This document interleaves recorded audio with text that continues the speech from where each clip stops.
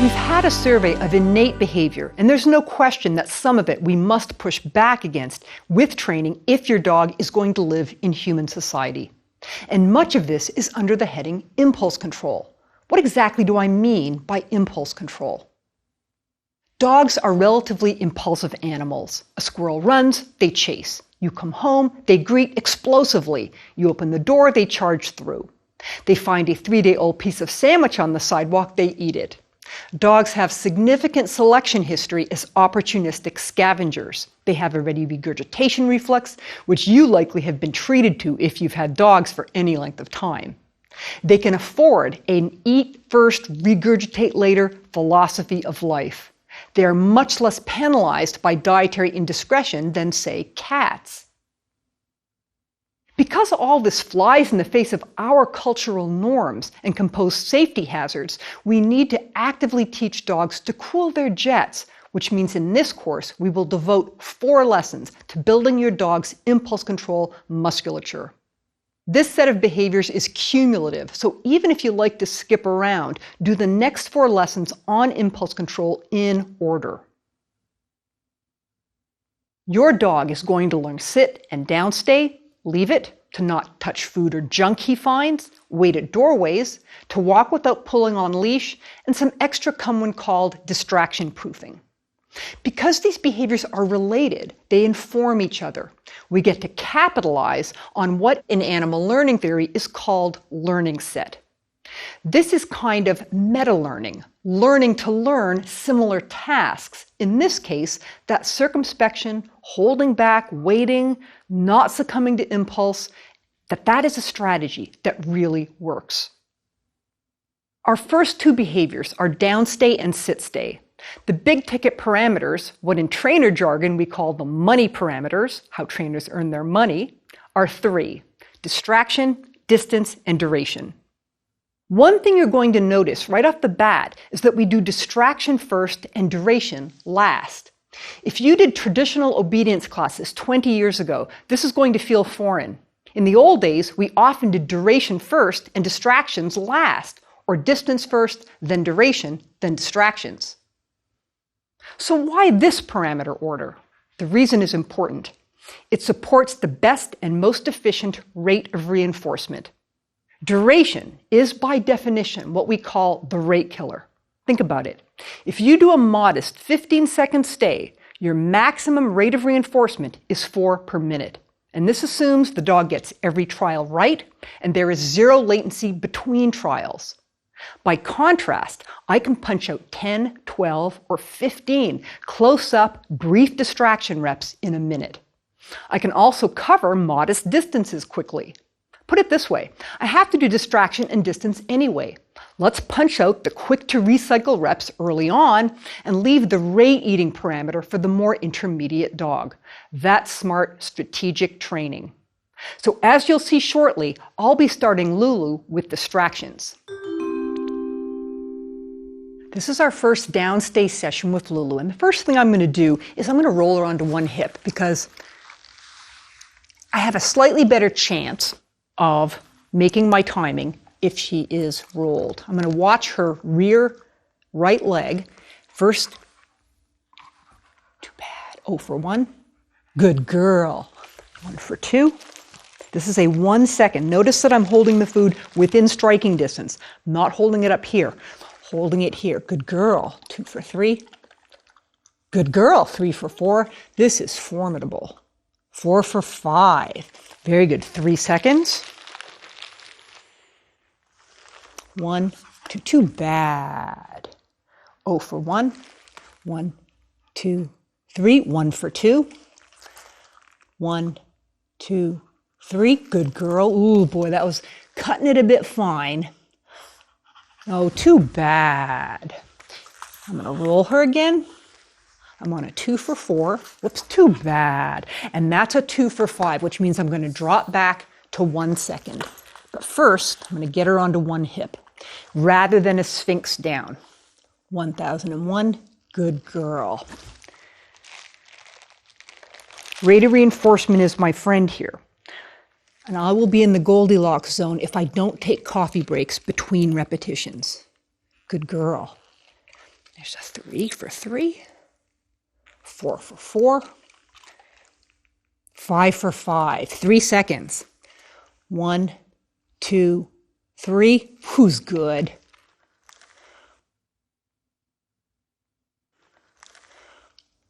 One, 2, 3. 3 for 3.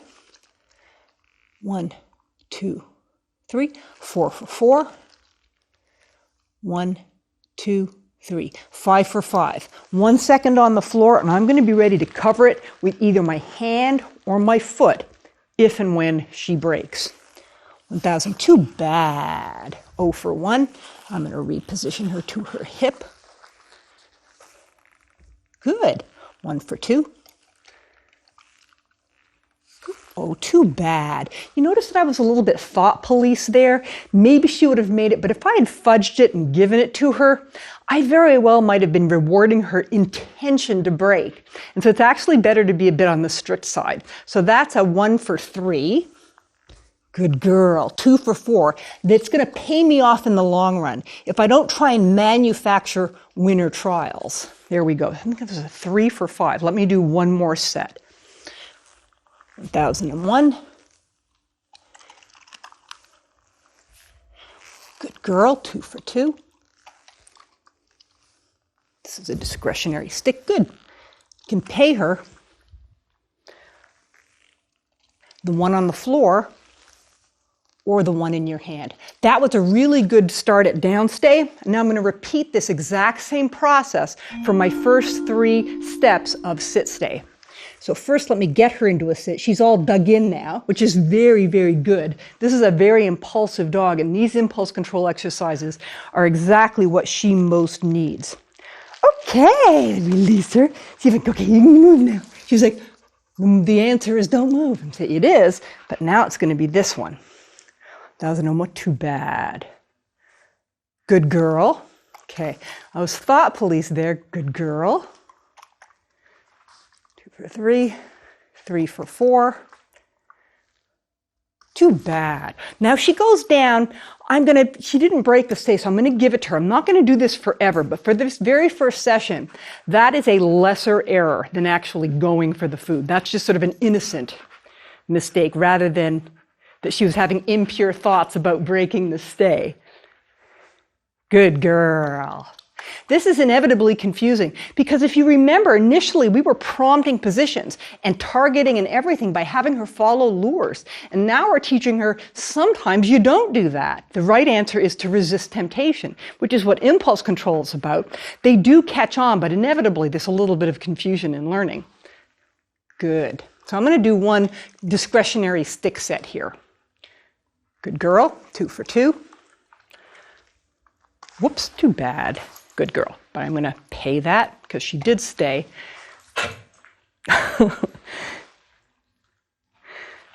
Good girl.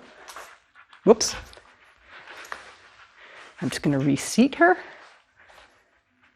Good girl. Okay, that was a 2 for. There we go. 1, 2 for 2 on it, on doing one extra set because she did give me some errors there. I'm just waiting for my SIT. There we go. Good girl. Good girl.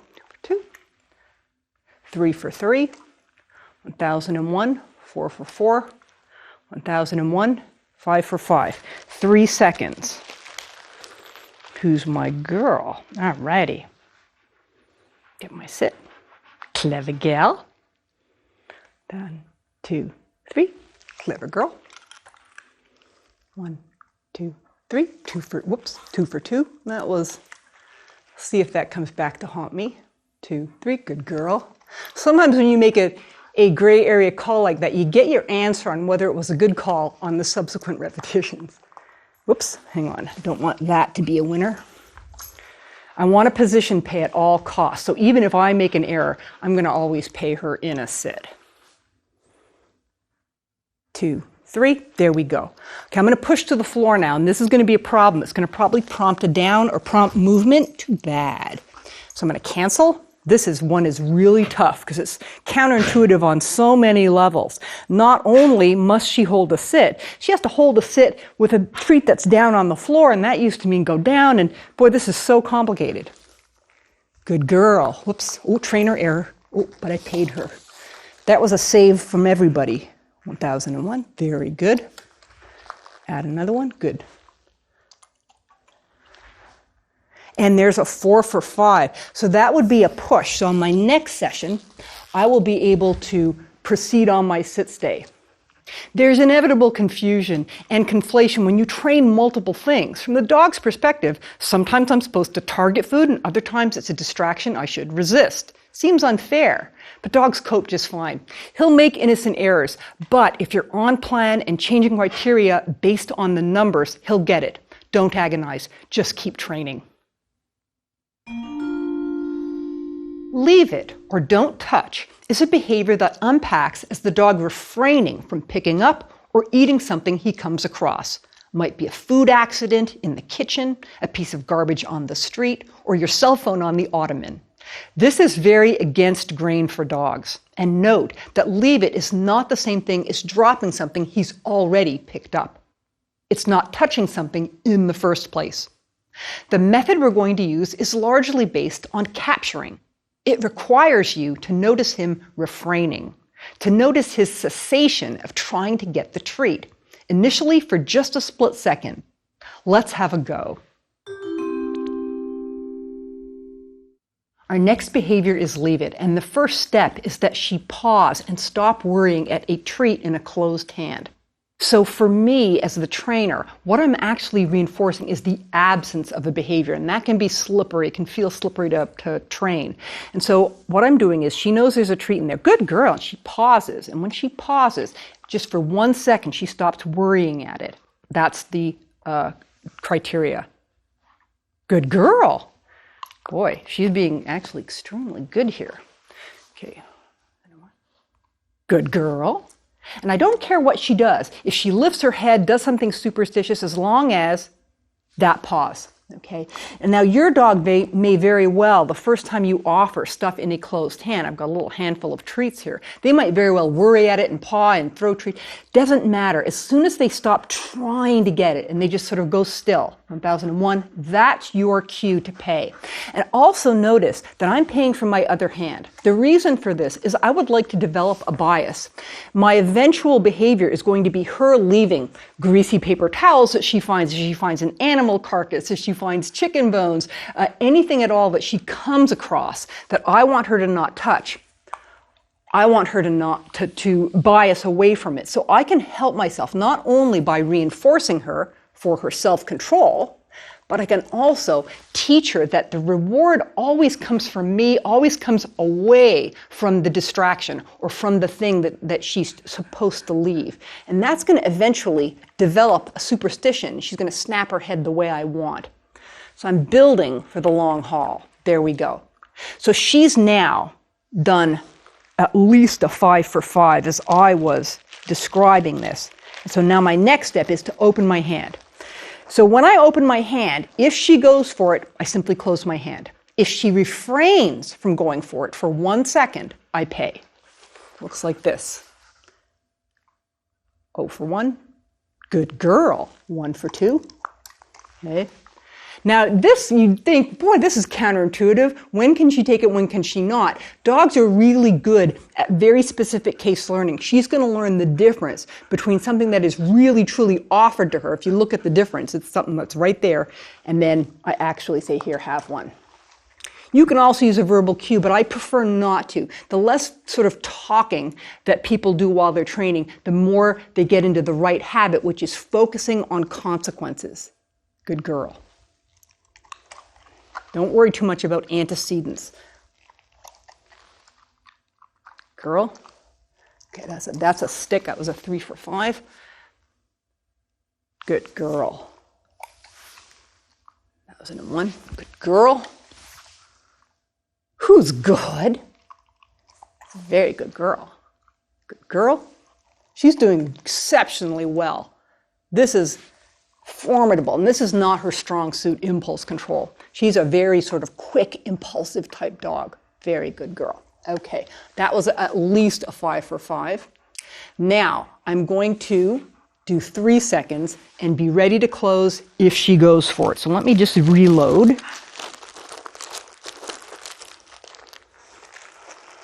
Thank you for staying. She's actually holding a little downstay for me. So I'm going to capture that. 1, 2, 3. Clever girl.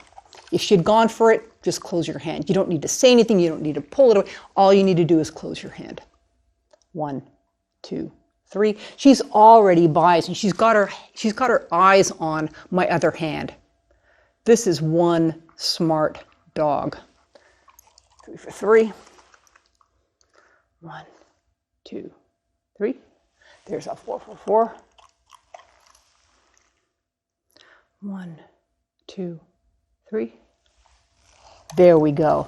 That was really, really good. Don't forget, if your dog is taking longer, that's really normal. Lulu is a very smart dog, and she's just learning things at almost an incredible rate. She's probably like the highest quintile for dog learners. Our next behavior is wait, which means not charging through an open door. Practice on a safe door first, to the yard or other enclosed area. Then, when you get to doors to the street, the dog will have some initial training under his belt and your mechanics will be fluent. It's better to practice this off-leash using the door to prevent mistakes. One feature of weight training is that although we will attach a verbal cue, wait, to the behavior, we will also want the behavior to be a default, to happen even if we don't issue the cue. In other words, there are actually 2 cues, the word and the context itself. Any open door means wait to be released. There are not circumstances where we want our pets charging through doors and out of cars. You'll see a release cue that means, okay, you can go through now. There's no reason to not use something simple such as, okay. The money parameter in weight training is warm up. Once we've got the door open fully and a bit of duration on board, our work becomes getting the dog to perform the behavior without needing warm-up reps, reminders. This is because it's a behavior we want the dog to do perfectly, stone cold, on the very first rep of the day. So we'll deliberately incorporate warm-up as a parameter in our training plan. In the demo I'm going to do with Lulu, we're going to be using an artificial door in the studio. We're going to motivate her to charge through so that you can see the behavior that would likely happen at your house. We're about to practice our weighted door session with Lulu. And when you do this at home, you will be doing it either with a sliding door or with a doorknobby door. Because we're in the studio here and we want you to see all the action, we've got this door set up. And instead of actually closing a door, I'm going to be using my body to simulate closing the door and opening the door. Okay, so that Lulu doesn't win at the speed game. I'm also going to be using an umbilical cord, which is a leash around my waist, but that's just insurance, just in case. It's my second line of defense. Similarly, I would like your first line of defense when you're practicing this at home to be the door itself. So when you're doing a half open door, the dog will attempt to charge, close the door. Be ready, because initially when you train this, they charge through. Of course they do. That's all they know. Okay, so you need to be really ready to close it. And so when you see Lulu, I'm going to be very much on my game for my initial set of reps. I'm going to practice her warmed up, and then later on, we'll practice cold. To simulate Lulu's desire to go out a regular door where there would be a yard or a walk on the other side, I'm going to be tossing food. And to simulate a half-closed door, I'm going to actually use my body. The leash here is a last resort only. When you're practicing, if you can possibly do it and you're on your game, try to practice without a leash. And if you do use a leash, try to do as I'm doing. Use an umbilical cord so that you've got your hands free for paying and for opening and closing the door. Okay, so here's step 1. The half-closed door, I'm going to toss, and I'm going to be ready because I know she's going to charge. There we go. That was a lucky save. There we go. Okay, that's an 0 for 1. Half open. Pause. Got lucky. A 1 for 2. Good. Whatever you do, make sure that the dog doesn't win the speed game, because if once they learn that they can, you're going to be up the creek. Good girl. 3 for 4. Good girl. 4 for 5. Okay, I'm going to push now to 1 second fully open, and I'm going to simulate fully open by just backing off. But once again, I need to be ready to block. 0 for 1, 1 for 2. So there's 1 second fully open. Good girl. 2 for 3. Who's clever? 3 for 4. Don't get greedy with the time just yet. 1001. And a 4 for 5. Let me push to 3 seconds. I'm going to do a fresh toss. And once again, this is going to increase her. Oh, what a good girl. I might have fudged my 3 seconds there because she did such a good job of waiting. So 1, 2, 3. Good girl. 1, 2, 3. Very good girl. When you're doing this exercise, sometimes you are going to grant, oh, too bad. There we go. That's a 4 for 5. When you're doing this exercise, you're going to, of course, because you need your dog to go out, sometimes grant what we call the organic reinforcer, which is the actual access to the yard or going out on the walk. But whenever you do this and you're about to go for a walk, practice a few weights first. And once the dog has given you, say, a nice set, a nice 4 for 5, then go ahead and grant the organic reinforcer, which I'm going to do now. I'm going to release her. Okay, which means you can now go through. So now that she's done this very well warmed up, my next step is to practice my 3 second wait, but to do it cold when she's not been practicing a bunch of repetitions. And what that means is I need to wait a good 24 hours and then practice and see what she does on the very first repetition of the day. Let's talk about loose leash walking. First, note that this is not the same as heeling. Heeling will be later, under tricks. Why? For companion dogs, honestly, heeling has zero utility. It was in pet dog training classes for decades because the curriculum was a trickle-down inheritance from competitive obedience trials where there's a heeling ad nauseum. What most people need is for their dog to have a reasonable set of leash manners, to stay in the vicinity and not pull. In fact, from a modern welfare and enrichment perspective, the point of walkies is not marching along, but what we trainers call going on sniffari. The dog gets to check out sights and smells along the way. Heeling, by definition, preempts this important sniffari function of walks. We're going to start by practicing our loose leash walking towards a defined goal. This way, we control when he's reinforced and when he's not. If we practice without this clear directional goal, he could very well collect sniffari prizes willy-nilly. This could mean reinforcement for pulling and absence of reinforcement for loose leash, and that's an uncontrolled contingency situation. Gives me nightmares as a dog trainer.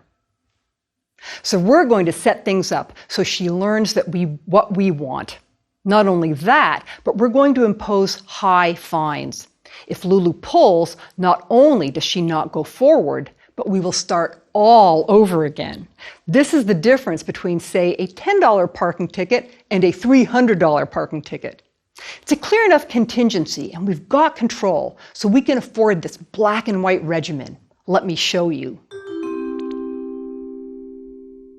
We're going to practice loose leash walking with Lulu.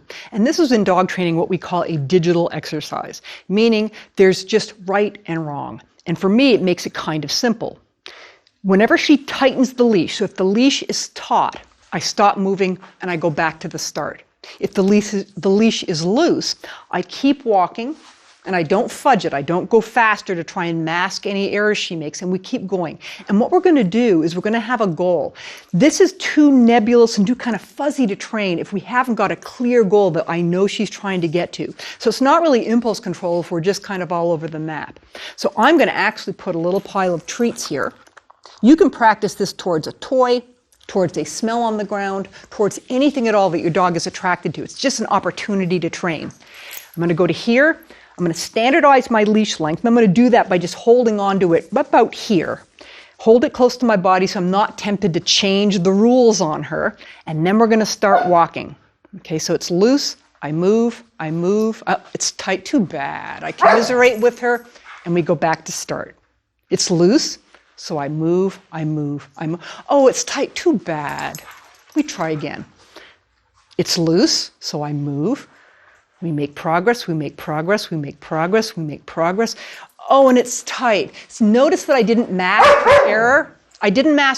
I saw the inevitable. She was about to tighten it, so I let her tighten it. I'm going to wait till she stops barking. There we go. One. Loose. It's loose. It's not too bad. Notice this sounds like it's, oh my God, I'm being so strict. But in fact, she's going to learn better if I'm really, really consistent. Oh, too bad. Try again. Watch what's going to happen in a couple more reps. She's barking because this is frustrating and it's difficult. She's conflicted. Too bad. Try again. Ready? I know it's very difficult. Try again. She's going to learn, boy, whatever you do, don't tighten that leash. One. Oh, too bad. Try again. I'm on her side. She's not bad. She's just learning. Good girl. Very nice. Very nice. Very nice. Too bad. Try again. I don't want that little child. I want her to really, really mindfully go at my pace. Good girl. Okay. That one was her really good one. Let me do one more rep. This is very pre-Mackie, insofar as there's something that up until now in her life, if you want to acquire a toy, a stick, food, anything on the ground, the way you do it is you just make forward motion towards it. I'm flipping all that on its head. So this is fantastically counterintuitive for dogs. Let me get her a little closer. So there we go for our start. And we start walking. The leash is loose, loose, loose, loose. Oh, too bad. That was her error. Good girl. Loose, it's loose. I keep moving, keep moving, keep moving. Okay, good girl.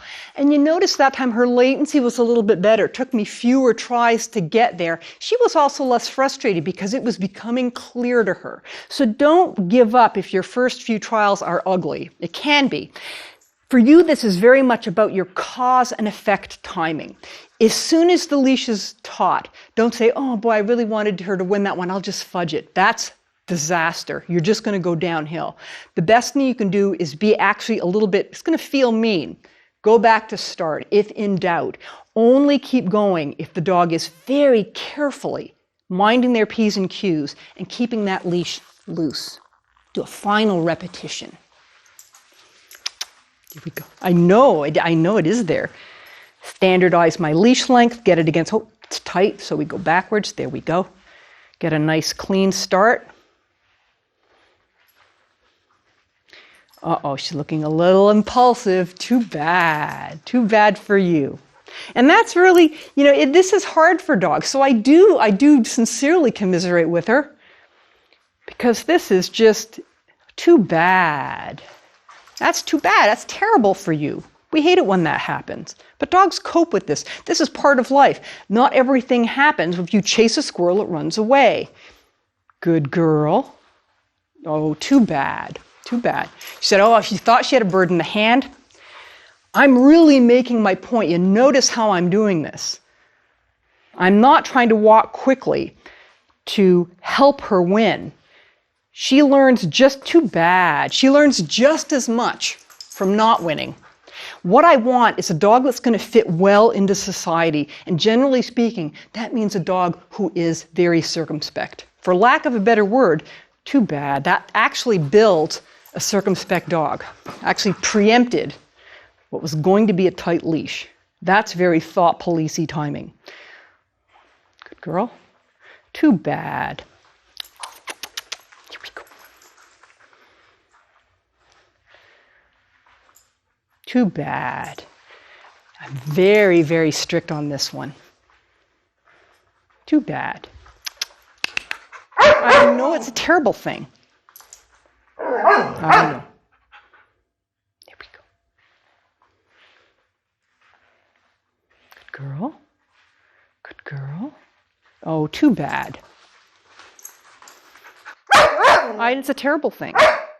You could die. Okay. As soon as she stops barking, I can initiate the reps. Good girl. Okay. Yes. She did really well on that last one. These impulse control exercises are mechanically difficult. There's the noticing of brief flashes of yes, that's it, the cancellation of rewards, that the faster you are, the faster your dog learns. You might feel that your mechanics are a limiting factor. But don't worry, there are no lethal mistakes here, provided you're not practicing wait at the front door. Like accumulation of sand on a scale, the preponderance of the time, he's learning that the impulsive speed game doesn't work, but the hold back, resist temptation, counterintuitive strategy of impulse control does work.